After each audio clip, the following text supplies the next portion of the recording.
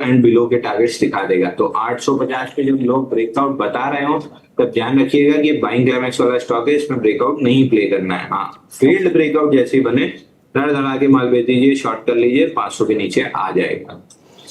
अगला सवाल जो है वो प्रणीत का है। प्रणीत बोलते हैं, hello Anshul sir, all the best for your future endeavour, hope to see you soon with the bank.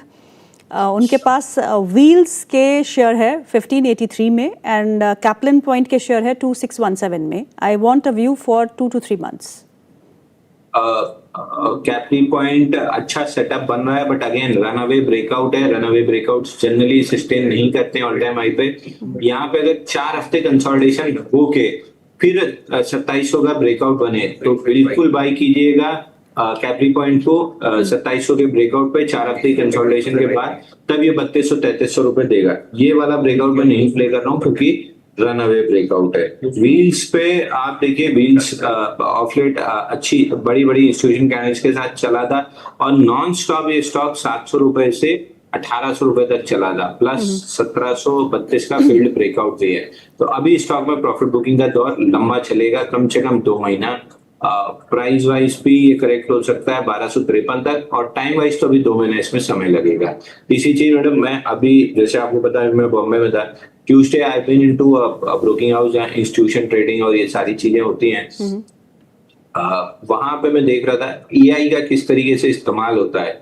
तो ऑलरेडी मेरा EI करने का बहुत मन था और वो देखने के बाद तो आई एम वेरी श्योर कि अगर आप नहीं कर रहे हैं अभी तक तो काइंडली कंसिडर ये छोटे छोटे जो भी कोर्सेस हैं वो, या कोई सीरियस बड़ा सा कोर्स मिल जाए तो वो, बट EI कर लीजिए।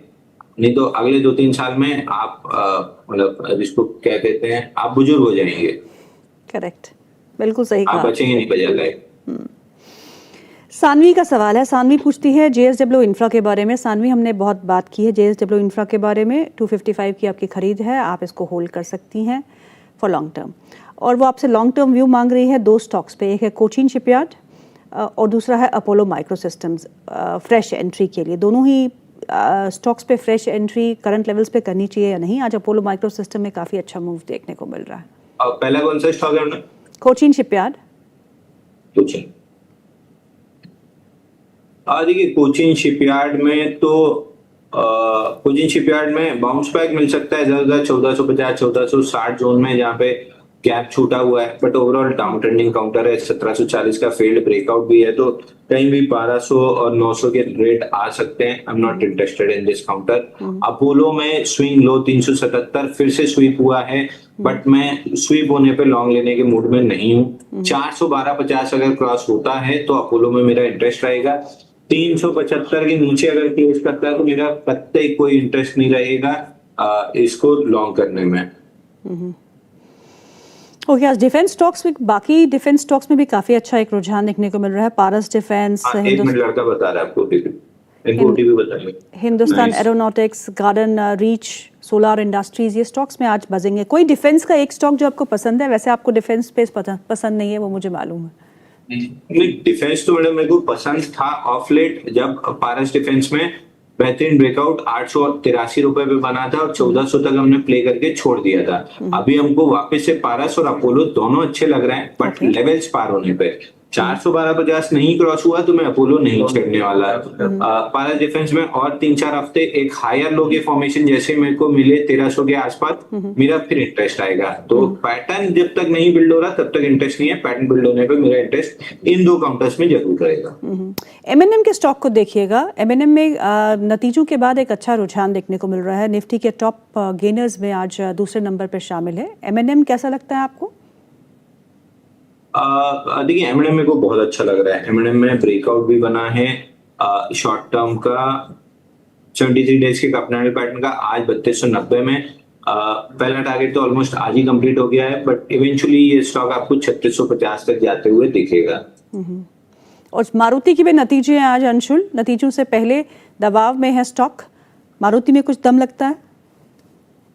देखिए मारुति में भी अगेन रिलेटिव स्ट्रेंथ, चूंकि इसमें M&M में ज्यादा है इसलिए हम M&M प्ले कर रहे हैं। बट अगर आप इसको मारुति को देखें तो यहाँ पे भी एक ब्रेकआउट अटेम्प्ट हुआ था और फाइनली सेकंड ब्रेकआउट अटेम्प्ट आ रहा है। 14,600 निकलता है तो स्टॉक में और अच्छी अपसाइड बनेगी 15,500 तक की। तो मारुति मेरे को पसंद है, बट मोमेंटम और रिलेटिव स्ट्रेंथ प्ले कर रहे हैं तो एमएनएम में ज्यादा है सेकंड लेग। और मारुति दूसरी दिक्कत ये है, रिजल्ट एकदम सर पे, आज ही शाम को या कल रिजल्ट है, तो मैं रिजल्ट के पहले वैसे ही नहीं ट्रेड करता।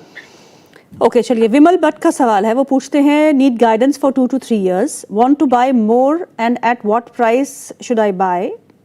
उनके पास जो स्टॉक है उनके नाम मैं ले लेती हूँ। एक है टाटा टेक्नोलॉजीज 595 पे खरीदा है, जेएसडब्ल्यू इंफ्रा जिसकी हम बात कर चुके हैं 275 पे खरीदा है, और उनके पास जो अगला शेयर है वो बायोकॉन 418 पे खरीदा है, और अदानी एंटरप्राइजेस 2000 पे खरीदा है। तो इन सब का व्यू चाहिए 2 से 3 साल के लिए, आपको कैसे लगते हैं? View as it is intact है, बल्कि टाटा टेक वीकली पे फ्लैग बना रहा है, तो टाटा टेक और एक्यूमुलेट कीजिए, नेक्स्ट लेग में 1100 रुपए आराम से निकल जाएगा। तो स्टॉक अच्छा लग रहा है। अदानी एंटरप्राइज रनअवे ब्रेकआउट है 3147 का, इसलिए मैं मना कर रहा था। अभी नीचे आते हुए दिख रहा है, मे भी 2870 तक मिल जाए, बट ये स्टॉक बहुत नीचे नहीं आएगा, ये सेटअप बनाएगा इसी जोन में, तो चौबी रहेगा, बट मैं निकलने की सलाह तो बिल्कुल भी नहीं दूंगा। बायोकॉन स्लो एंड स्टडी 700 पहुंच जाएगा, बट कछुए की चाल चलेगा। जेएसडब्ल्यू इंफ्रा हमने ऑलरेडी डिस्कस कर लिया, और टाटा टेक इसमें ब्रेकआउट बनेगा 780 रुपए के ऊपर, तो 780 के ऊपर जैसे ही ब्रेकआउट लेगा, पहला टारगेट 940, दूसरा टारगेट 1100। ओके, दिलीप का सवाल है, वो पूछते हैं please review my these 2 shares, Tata power 146 shares at 240 rupees, and eternal तो हम बात कर चुके हैं, 109 शेयर है उनके पास, 81 रुपये में खरीदा है, काफ़ी अच्छे मुनाफे में बैठे हुए हैं, पर 2 साल के लिए वो होल्ड करना चाहते हैं, तो दोनों ही स्टॉक्स पे आपका व्यू क्या होगा? Eternal we have discuss, Tata Power. देखिए टाटा पावर थोड़ा सा स्लो मूविंग काउंटर रहेगा, क्योंकि ऑफ लेट डिस्क की खराब न्यूज आई थी, उसके बाद पिटा था, बट नॉनदलेस 368 385 एक्यूमुलेशन जोन में है, यहाँ पे एक्यूमुलेट करके रखिए, धीरे धीरे करके 500 रुपए वापस निकल जाएगा इसका। ओके, अगला सवाल ले लेते हैं। नाम फिर नहीं लिखा, प्लीज प्लीज प्लीज व्यूअर्स नाम जरूर लिखिएगा, आपके हैंडल्स के अलग अलग नाम है, which does not look nice at all. Big fan of Anshul sir. Northern arc है 332 पे लिए है, जिंदल ड्रिलिंग है 630 पे लिए है, और JTEKT एट 145, तीनों ही स्टॉक्स पे आपका व्यू? JTEKT। ये स्टॉक में तो अभी कोई भी पैटर्न नहीं बन रहा है। 154 के ऊपर एक ब्रेकआउट बना था जो नहीं चला, मे भी सेकंड अटेम्प्ट करने जाएगा ये जेटीके वाला, बट अभी के लिए तो कोई इंटरेस्ट नहीं होना चाहिए। जिंदल ड्रिलिंग में पैटर्न अच्छा डेवलप हो रहा है, ऊपर में 670 680 ये जोन रेजिस्टेंस की या ब्रेकआउट पॉइंट की है, इसके ऊपर निकलेगा तो अच्छा ब्रेकआउट बन जाएगा। नॉर्दर्न आर्क में आईपीओ बेस्ड ब्रेकआउट एक बार फेल हुआ था 260 पे, सेकंड अटेम्प्ट में सक्सेसफुल रहा, ऑलमोस्ट अपना टारगेट कंप्लीट किया था। ऑल टाइम हाई का टारगेट था 360 334 तक का हाई बना है। फिलहाल के लिए जब तक 275 के ऊपर सस्टेन कर रहा है, ये एक और पैटर्न बना के 360 तक जाएगा, है तो होल्ड करना चाहिए।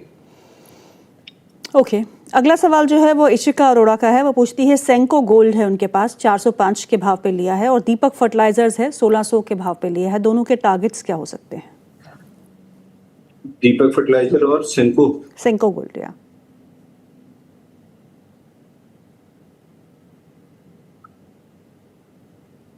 देखिए दीपक फर्टिलाइजर तो सॉरी सेंको गोल्ड में तो एक पैटर्न का ब्रेकआउट जरूर बना है 404 रुपए के ऊपर, बट जिस लोकेशन पे बना है मैं इसको ट्रेड करना नहीं पसंद करूंगा। 311 दिन का पैटर्न है, बाइंग क्लाइमेक्स के बाद वर्टिकल डाउन मूव थी, उसी को एब्जॉर्ब कर रहा है, तो अगर एक गलती से भी 380 के नीचे क्लोज कर गया तो ये बाइंग क्लाइमेक्स का अपना गैप फिल करने वापस 250 तक आ जाएगा, तो मैं इंटरेस्ट नहीं है इस पूरे समय में। आई वुड से आप इसको एक बार कर दीजिए, 2 साल तो होगा नहीं आपके पास, आप इसको मैक्स कर दीजिए, मैक्स। आप देखिए इसने पिछले 1 साल में क्या किया है, पिछले 1 साल में ये मरा हुआ पड़ा है, ये बाइंग क्लाइमेक्स की फॉल के बाद। सेम ही टाइम फ्रेम में आप लगाइए थंगमाइल ज्वेलर्स या स्काई गोल्ड, आप देखिए कितना अच्छा रिलेटिव स्ट्रेंथ और स्टॉक्स लगभग 80-90-100% तक की अपसाइड से चुके हैं। तो उस हिसाब से आप हमेशा अगर रिलेट, ये देखिए यहाँ पे राइट साइड में स्टॉक्स अपवर्ड ट्रेजेक्टरी दे रहे हैं, तो अगेन दैट बीइंग सेड अगर आप रिलेटिव स्ट्रेंथ प्ले करते हैं तो ही पैसा बनेगा, नहीं तो बहुत मुश्किल है अगर आप बाइंग क्लाइमेक्स वाले स्टॉक्स लेके चल रहे हैं। तो सेंको में तो बिल्कुल किसी तरह का कोई इंटरेस्ट नहीं होगा। दीपक फर्टिलाइजर में अच्छा पैटर्न बना हुआ है, स्टॉक में कप एंड हैंडल है 247 दिन का, बट ब्रेकआउट की जरूरत है। 1660 रुपए निकलेगा, उसके बाद ही किसी तरह की अपसाइड बनेगी, नहीं तो वापस से डाउन साइड बन जाएगा। अगर है तो होल्ड कीजिए, स्टॉप लॉस लगाइए 1477 का, नहीं है तो 1660 का अलर्ट लगाइए, 1660 निकलने के बाद ही लॉन्ग करना है। ओके, अमिता जी पूछती है, अर्जेंटली सवाल पूछ रही है कि उन्होंने इटरनल की 320 की कॉल खरीदी है 8 रुपये 40 पैसे पे। मुझे क्या करना चाहिए, प्लीज सजेस्ट। और वो कॉल जो इस समय 8 रुपये 40 पैसे पे खरीदी हुई, दैट इज अराउंड 5 रुपीज 10 पैसा, क्या करेंगे? देखिए, इटरनल में 127 दिन का कपनाइल पैटर्न ब्रेकआउट जरूर है 305 पे, बट इट इज नॉट कि आप फ्यूचर में ऑप्शन लेके बैठे, क्योंकि मोमेंटम नहीं है आपके टाइम वैल्यू को कंपनसेट करने के लिए। और वैसे भी 10 में से 9 लोग लॉस करते हैं फ्यूचर एंड ऑप्शन में। बेटर है, वुड सजेस्ट कि लॉस बुक करके डिलीवरी ही ले लीजिए, धीरे धीरे करके 340 पहुंचेगा तो आपका लॉस रिकवर हो जाएगा। नहीं तो इस ट्रेड में बच भी गए तो नेक्स्ट ट्रेड में लॉस हो जाएगा। सो बेटर है कि डिलीवरी में कन्वर्ट कर दें। सीमा जी का सवाल है, सीमा जी पूछती है, एफएसएल है उनके पास 290 में, अपोलो पाइप्स है 502 में, और यूटीएल सोलार है 373 में। What should I do for short to medium term? बीच वाला कौन सा टर्म, एफएसएल और यूटीएल सोलार के बीच में? Apollo Pipes. APL Apollo, APL Apollo ही होगा या नहीं? अपोलो पाइप अलग। अपोलो पाइप में होल एंड फ्लैट नहीं, बड़े स्ट्रक्चर पे देखेंगे तो कपनाइल पैटर्न की फॉर्मेशन है 294 दिन की, 520 के ऊपर ब्रेकआउट बनेगा तो अभी नहीं लेना है। 520 निकलता है तो जरूर बाई कर सकते हैं 600 सवा 600 तक के लिए। यूटीएल सोलार आईपीओ बेस पहला बना था 230 पे, दूसरा बना था 312 पे, तीसरा आईपीओ बेस बना है 365 पे। जनरली थर्ड के बाद फेलियर रेट हाई होता है, प्रोबेबली ये डाउनमूव रीटेस्ट की है, तो अगर है तो स्टॉप लॉस 350 का लगाइए, अगर नहीं है तो फिर छोड़ दीजिए, क्योंकि अगर यहाँ से फेल हुआ तो फिर लिक्विडेशन में बहुत आराम से नीचे 284 रुपए तक जा सकता है। ओके, निशा का सवाल है। पहला एफएसएल में भी अगेन जैसे अभी इसमें पीसीबीएल में जैसे ब्रेकआउट बना और वर्टिकली नीचे आ गया due to location and overhead supply, इसमें भी सिमिलर चीज है। 280 का ब्रेकआउट बना है, 316 350 तक जा सकता है, बट उतना ही हाई चांसेस है फेलियर का। ओके, निशा का सवाल है, वो पूछती है डीएलएफ खरीदा है उन्होंने 670 के भाव पे, क्या करना है? डीएलएफ अगेन हमने अभी डिस्कस किया, रियलिटी पैक अंडर परफॉर्मेंस से बाहर निकला है और हायर लो का स्ट्रक्चर बना रहा है रेशियो चार्ट पे, तो अगले 4-6 महीने आपको पैसा बन सकता है। डीएलएफ है तो होल्ड कीजिए, 670 के ऊपर ब्रेकआउट बनेगा, ब्रेकआउट बनता है तो 774 रुपए तक का टारगेट मिल सकता है। ओके, अगला सवाल देख लेते हैं। अगला सवाल जो है वो है सूरत से हमें लिखते हैं हार्दिक, वो पूछते हैं, अंशुल सर, केपी ग्रुप का कौन सा ऐसा स्टॉक है जो आपको अच्छा लगता है for long term? KP group. देखिए, मैं केपीईएल पे ही स्टिक करूंगा, केपीईएल मेरे को पसंद है, बट अभी के लिए केपीईएल मैं नहीं एक्सपेक्ट कर रहा था 318 के नीचे आएगा, 308 आ चुका है। I would be again interested, 318 के ऊपर निकलता है तो मैं बाई करना पसंद करूंगा, और 360 के ऊपर और ऐड करना पसंद करूंगा। टारगेट मेरा ऑल टाइम हाई का रहेगा। ओके, ZS पठान जी का सवाल है, वो पूछते हैं, स्विगी है 287 पे लिया है और डीसीबी बैंक है 180 पे लिया है, दोनों ही स्टॉक्स पे क्या करें, स्विगी एंड डीसीबी बैंक? देखिए, स्विगी तो हमेशा 10-15% का बाउंस बैक मारता है फिर नया ऑल टाइम लो बनाता है। अभी भी यही लग रहा है कि बाउंस बैक बना रहा है फिर ऑल टाइम लो वापस बना सकता है, लेकिन उसके लिए 268 तोड़ना पड़ेगा। मैं तब तक स्विगी में कोई इंटरेस्टेड नहीं हूं जब तक 300 रुपए कम से कम पार हो जाए, और 300 रुपए के ऊपर भी मैं ब्रेकआउट नहीं प्ले करूंगा, क्योंकि अभी वो हमने डिस्कस किया, पीसीबीएल ओवरहेड सप्लाई के बाद कपनाइल पैटर्न नहीं चाहिए, लाली के बाद कपनाइल पैटर्न बेस्ट होता है। तो स्विगी मेरा इंटरेस्ट नहीं है, और जब तक प्रॉफिटेबल नहीं आता है तब तक तो मेरा बिल्कुल भी इंटरेस्ट स्विगी में नहीं रहेगा। दूसरा इनका स्टॉक है डीसीबी बैंक। डीसीबी बैंक में अच्छा पैटर्न बना हुआ है, राइट एट रेजिस्टेंस जोन खड़ा है 200 रुपए के, 200-205 के ऊपर सस्टेन कर जाता है, 234 रुपए आराम से आते हुए दिखेगा।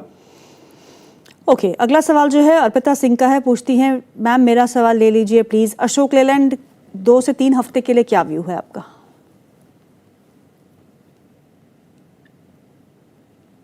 देखिए अशोक लीलैंड अगर आपके पास लॉन्ग है तो 167 तक के लिए, 167 के ऊपर अगर ब्रेकआउट मिलता है 178 तक का टारगेट मिलेगा। बट अशोक लीलैंड जब हमने लॉन्ग किया था लगभग 123 के पास और 199 पे ट्रेलिंग स्टॉप लॉस हिट करके हमने प्रॉफिट बुक की थी, तब से किसी तरह का कोई बाइंग पैटर्न नहीं बना। ओके, अजय का सवाल है, पूछते हैं जुबिलेंट फूड में मुझे एग्जिट करना है या होल्ड करना चाहिए? 4000 शेयर है 430 के भाव पे। देखिए ईमानदारी से चार्ट पे स्ट्रक्चर बुलिश नहीं है, ना कोई बुलिश पैटर्न बन रहा है। But Jubilant food I believe कि ये बॉटम आउट हो रहा है। पिछले 5 क्वार्टर से 20% की एवरेज सेल्स प्राइस है और 60% के आसपास की ईपीएस ग्रोथ है। मार्जिन भी कुछ हद तक सुधरी है, तो मेरे को लग रहा है कि नियर अबाउट बॉटम है और कहीं ना कहीं चार्ट पे इंस्टीट्यूशन एक्यूमुलेशन क्लियरली दिख रहा है 2024 से वापस से 2024 के 23 के लोस पे खड़ा है, इंस्टीट्यूशन एक्यूमुलेशन दिख रहा है। तो मैं यहाँ पे एग्जिट की सलाह तो नहीं दूंगा। मे भी ये बॉटम है, अगर गलती से भी 380 नीचे क्लोज करे तो एक बार रिव्यू कर सकते हैं, बट नियर अबाउट बॉटम है। मेरे को लग रहा है यहाँ से वापस से 670-700 रुपए तक जाना चाहिए। ओके, कुमार संदीप बोलते हैं सर 2 महीने की छुट्टी पे जा रहे हैं तो 2 महीने के लिए कोई स्टॉक पूछ दीजिए। देखिए अब जेएसडब्ल्यू इंफ्रा, इसको जितना घिस सकते हैं उतना घिस लीजिए। हर 5-6 रुपए नीचे लेना, ऊपर बेचना। मैक्सिमम पैसा देखिए तब बनता है जब एक स्ट्रक्चरल बड़े बुल रन में आप डिप्स बाई करते चले अच्छे काउंटर में। मिड कैप स्मॉल कैप में मैं अगेन नहीं सजेस्ट करता हूँ, but JSW infra JSW group का स्टॉक है, आप टिप्स पे ऐड करते चलिए। ऑल टाइम हाई मतलब ऊपर में जो भी अपनी 5-6% की भी मान लीजिए कि आपने 1 लाख रुपए लगाया और 6% की आपने 10 बार रैली भी प्ले कर ली ऊपर नीचे करते हुए, 10 साल की एफडी का पैसा आपका 1 साल में निकल आया, तो और क्या चाहिए। मनीष गुप्ता का सवाल है, पूछते हैं जमुना ऑटो 135 पे है और जियोजित फाइनेंस 86 पे है, दोनों ही स्टॉक्स पे क्या करें? जमुना ऑटो तो मैंने दूसरा कौन सा था? जियोजित फाइनेंस। पहले जियोजित कर लेते हैं। देखिए प्लेटफॉर्म रिलेटेड स्टॉक है, ब्रेकआउट फेल है जियोजित। अगर 81 के ऊपर दोबारा निकलता है तो 91 तक जा सकता है। बाकी मेरा कोई इंटरेस्ट नहीं है क्योंकि लोअर एंड पे आके कप हैंडल बना है, not interested. Jamuna auto again breakout बना था 132 के ऊपर, रीटेस्ट कर रहा है 132 को। अगले हफ्ते प्रोबेबली ट्रेड बन सकता है 136 रुपए के ऊपर। 136 निकलता है तो फिर लॉन्ग कर सकते हैं 152-156 तक के लिए। ओके, अगला सवाल जो है वो आयुष माथुर का है, पूछते हैं इन्फोसिस 1500 में, टीएमपीवी 574 पे एंड एरिडा 206 में। These stocks I am holding since 2024। मैं एक लॉन्ग टर्म इन्वेस्टर हूं, अब इनमें क्या करूं? देखिए एरिडा तो अभी नहीं लग रहा कि अप मूव देगा, बट डाउन मूव भी नहीं देगा। एरिडा इस जोन में अभी लंबा समय काटेगा और उसके बाद फिर अपसाइड बनेगी। अगर है तो निकल सकते हैं, आपको 1.5 साल बाद भी इसी रेंज में मिल जाएगा, 10-5 रुपए ऊपर नीचे, तो इतना मैटर नहीं करना चाहिए। टीएमपीवी 390 के फील्ड ब्रेकआउट पे लिक्विडेशन का पहला टारगेट 330 किया है, लिक्विडेशन का दूसरा टारगेट 289 मेरे को नहीं लगता कि अचीव होगा। तो डाउनसाइड तो नहीं है बट अपसाइड भी नहीं है। सेम इज विद इन्फोसिस, जब तक सेक्टर आउट परफॉर्मेंस में नहीं आता है तब तक मेरा इंटरेस्ट नहीं है। अगर हम बॉटम बाई करने की कोशिश कर रहे हैं, मेरा इंटरेस्ट बिल्कुल नहीं है बॉटम बाई करने में। मैं जब मोमेंटम आना स्टार्ट होगा तब बाई करूंगा।